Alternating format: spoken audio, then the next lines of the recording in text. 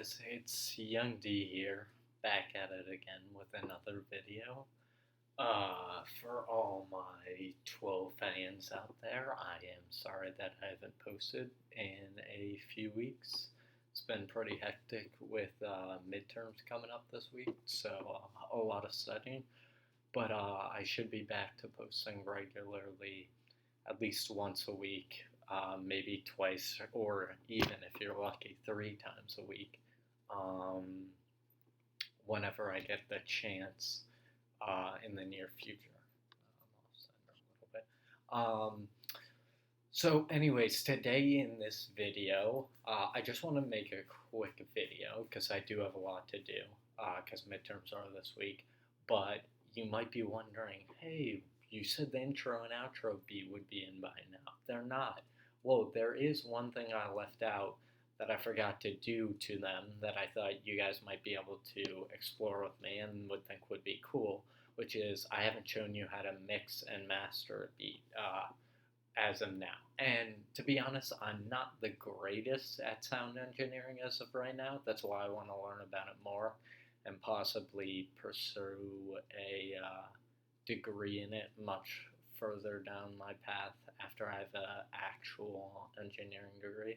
But, anyways, moving on to other things, let's get into it. So, I'm going to go to what we made last time, which was the intro beat here. I actually have it set as the second arrangement, not the first arrangement, which is weird, but whatever. And the outro beat here. And I guess I'll play the intro beat for you first. So this was the original tempo, and this is what it sounds like without anything whatsoever done to it. So I'll take out all the effects on it. Just take out every effect, and you can see how much better it sounds. And that's not even partially. That's mainly my fault. I guess I didn't realize how much grunge there was to the 808 at the end of it. So just be alarmed if you're wearing headphones and stuff like that. So anyway, so here is what it sounds like. I'm gonna even turn it down a little bit for myself. Here's what it sounds like before anything is mixed and mastered.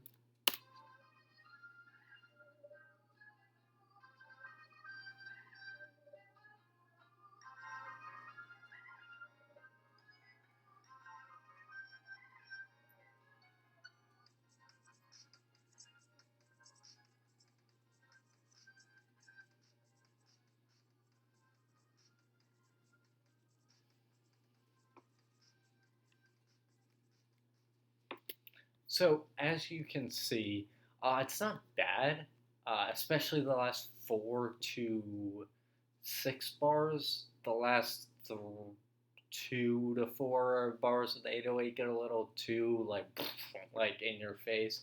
Um, but it's past the ninth bar. It's not horrible, but there was definitely a lot to improve with mixing and mastering. So the first thing you want to do is you want to go to your channel rack. I have a completely new project open up for these guys because I'm not going to mix individual tracks today. I'd either make a separate video on doing that or just, from this you'll learn about how to mix tracks and be able to set that to individual things as we go along and create more beats. So if I put all the effects back on it, I'll just play that for you one more time, and then I'll explain how I determine what exactly to do, what exactly everything does, and how you can use them to your advantage. So this is what it sounds like now. A lot softer and more melodic, I would say. Well, not more melodic, but you know what I mean, ambient.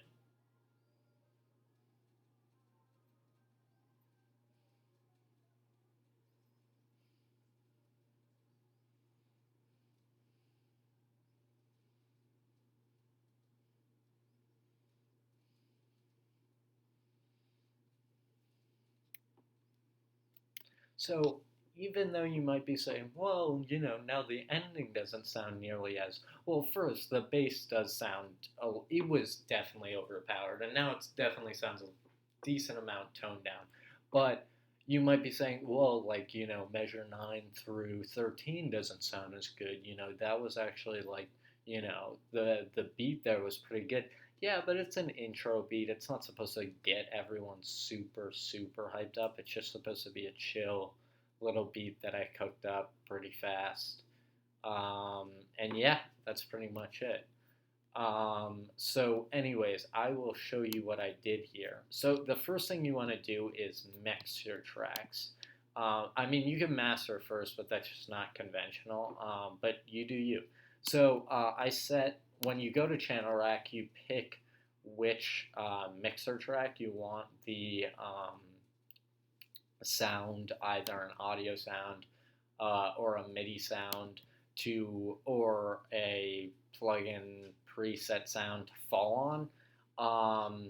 So for the intro beat, I picked two. Like I said, I don't know why. I don't know why it's not one, but whatever. I think I just dragged it in after. So I picked two, and these were the effects I used on the intro. So actually, if I play it without the master for you, I'll just play it. It doesn't sound extremely different, but you can notice a decent difference. So, and it's definitely a little bit louder. The master is doing a good job at controlling too much drive and dynamic within the beat.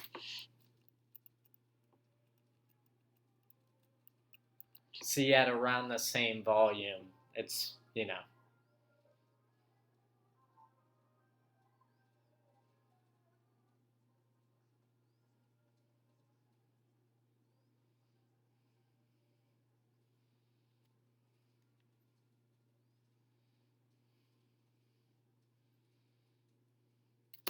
So that's what we have. And again, you might say, oh, I prefer it a little more, bumping and more velocity and stuff like that. Well, it's all opinion of volume and stuff like that. I slightly disagree, but, it is what it is.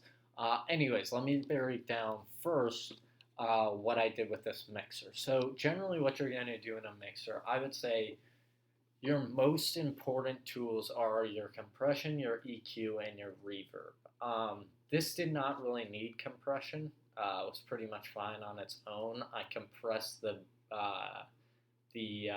loop slash sample when I took it in to Edison and did all that stuff with it early on, so it didn't really need any more compression and stuff like that. So the first thing that I would start with is the EQ. Now, how you're going to use an EQ is you're going to analyze. I don't want to start it over, but basically you're going to analyze, and this is a really weird EQ pattern, by the way. Normally they don't look this weird. But you're going to analyze what you like about the beat and what you think could be dampened a little bit. That's mainly what an EQ does. It's going to pick up lower frequencies or higher frequencies or suppress lower frequencies or higher frequencies. So, like I said, I noticed the bass was a little too high. So in the sub-bass category slash bass category, you'll see there's a big dip and shift down here. Now, I noticed that the bass drum, however, which would fall in between around the middle bass, very low mid section, that's raised up just a little bit, so it gets a little more extra bump. The middle section is pretty much the same. I didn't really have any problem with that. And then last but not least, I found that I found that pretty much all the treble was just too overpowering. So I turned that down first, and then I found the piano was particularly overpowering when it came in after the first four measures. So I looked when you play this, you'll see the frequencies of what's going on come up on screen. Sorry, I'm assuming I just waved at the. But so basically, what you're doing is you're saying, okay, I'm playing this, I'm seeing the frequencies. Okay, that needs to go down. So that's pretty much all there is to an EQ. There are definitely different types of EQs and stuff like that. But yeah, As for presets go, I wouldn't recommend using any of them. They're generally for mastering presets, I would say. Definitely don't use them when you're mixing because they're not specific to anything. They're like, oh, cut out frequencies 20 below 100 and above 19,000. Like they're not, super specific. They're just, to master a track. Really, that's mainly it. So go ahead and do it for mastering, but just for mixing, I would steer away from that and do it for each specific sound. All right, next I added a reverb. Reverb, on the other hand, I don't mind for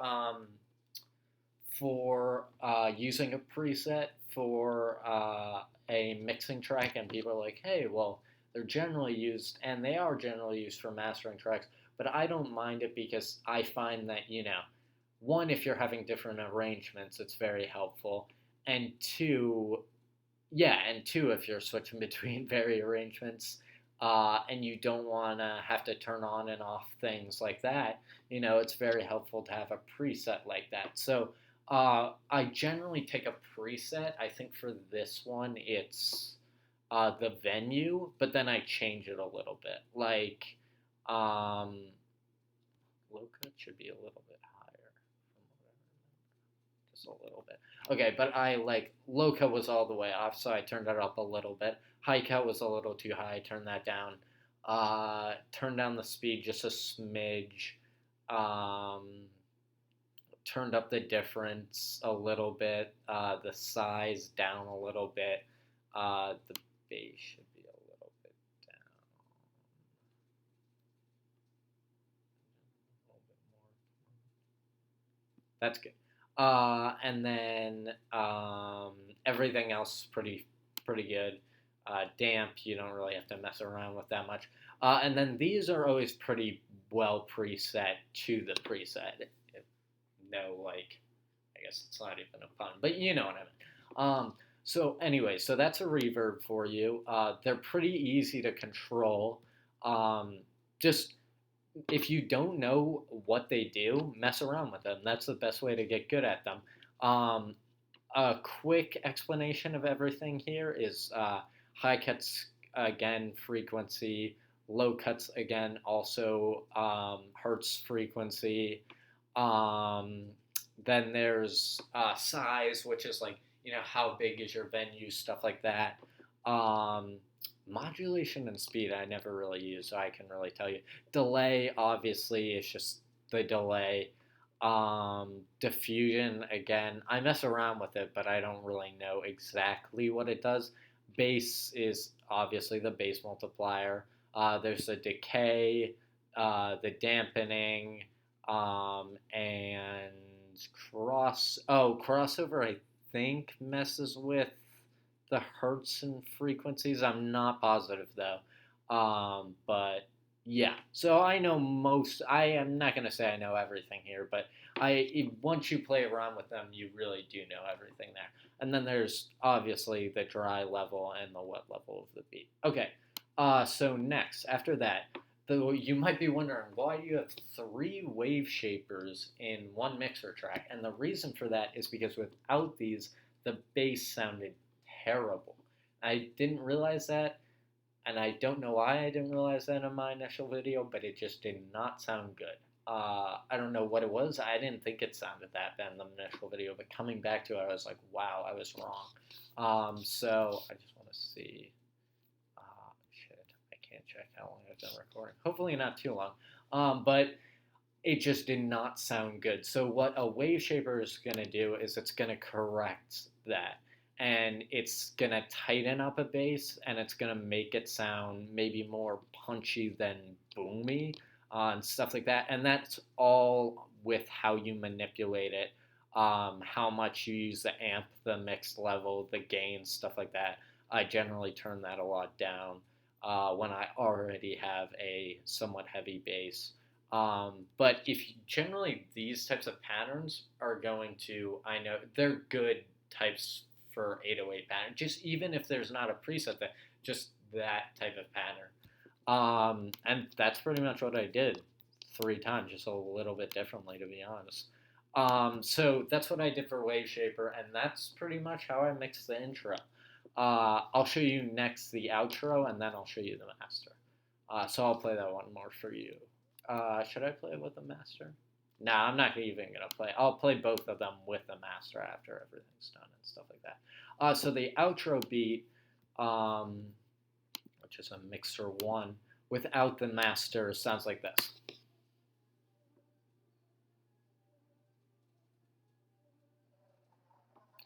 See, so I even have to pause it because the outro is really like controlled by the master. That's the main reason why I had, because you see I have 5 slots for, these are kind of like more for, they're also for the intro, but they're mainly there for um, for the outro beat.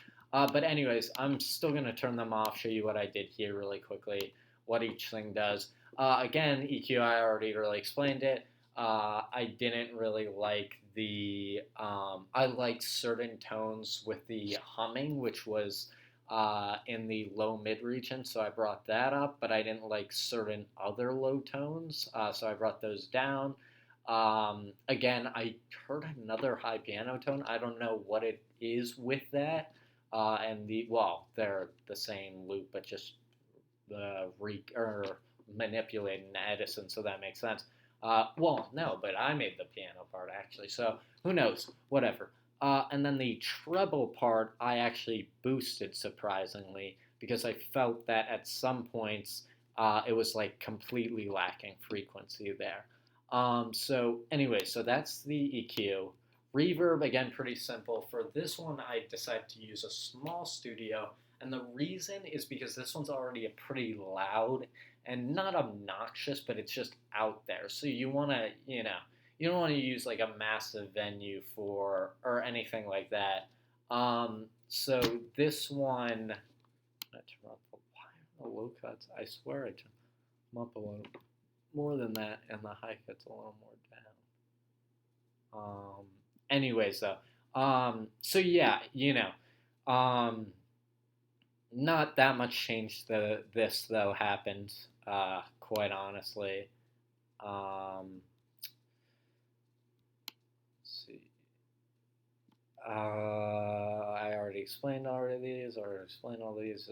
So I think that's pretty much it for the mixing, actually. And I know, again, that was pretty simple because it was just individual tracks of a full thing, but that's still technically mixing. And I will get more into either with a full video of individual mixing tracks. I've already covered that somewhat on previous videos.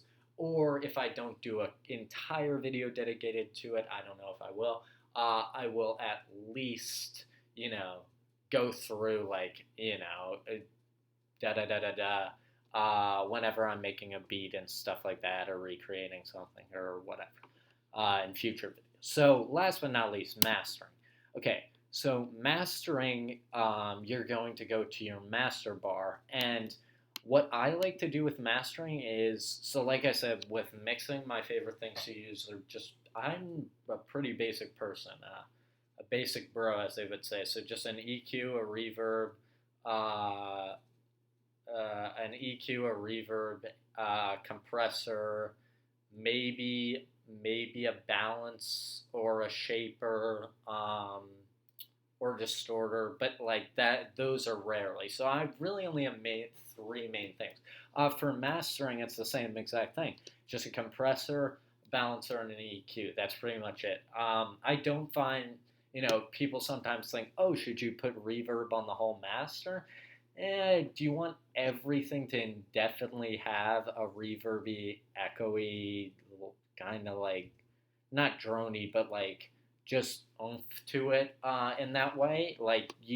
I personally, that's not something I'm interested in. So the main things that I focus on are compression, or a compressor, and I'll just use a preset master, or I'll just fiddle around with it.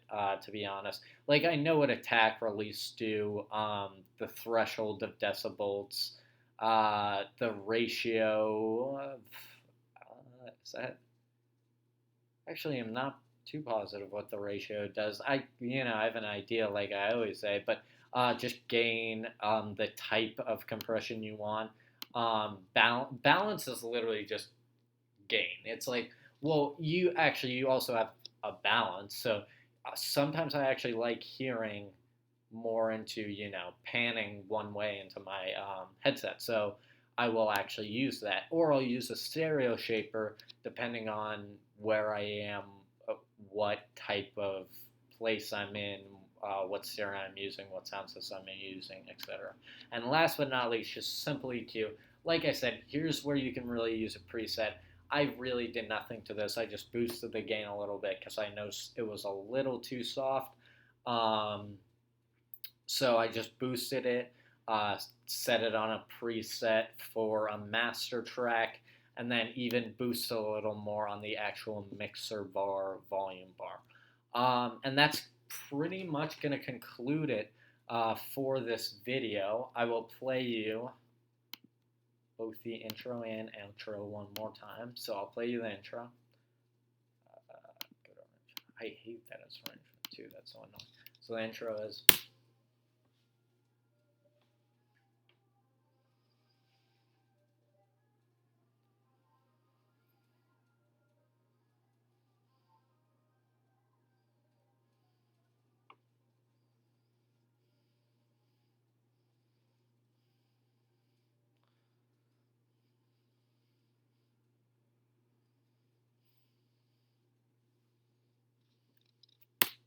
You know what? That 808 grows on me, and I actually think it will grow on you guys too.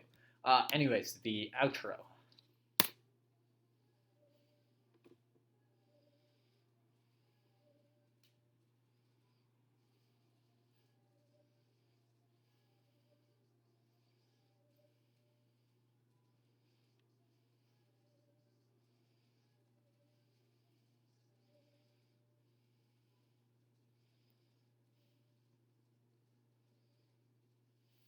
Whoa.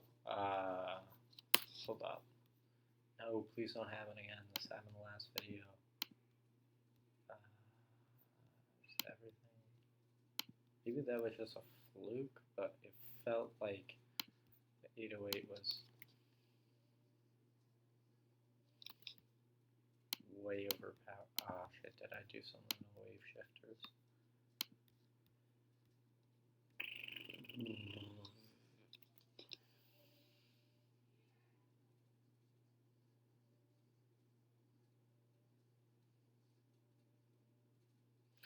Maybe slightly, but I don't think I did anything. Oh, and my mom's calling me. Yeah, I'll be down in a sec. So anyways, either way, whatever it is, I'll either figure it out, or I think it sounds good either way. So I like the contrast between, like, having a real, like, in your face, like, type intro beat, and then, like, a mysterious, like, gone beat, for the outro. So, anyways, that's gonna be it for today. I will see you guys next time. Next time, I promise you, we're done with this. You're seeing the intro and outro beat at the beginning of the video, fully, maybe with some art or animation. I doubt it, but we'll see. And last but not least, if you have any advice, comments, questions, anything like that, if you want to if you like the video, subscribe, that'd be great too. Yeah, that's pretty much it for this video. Have a good one. Be good people.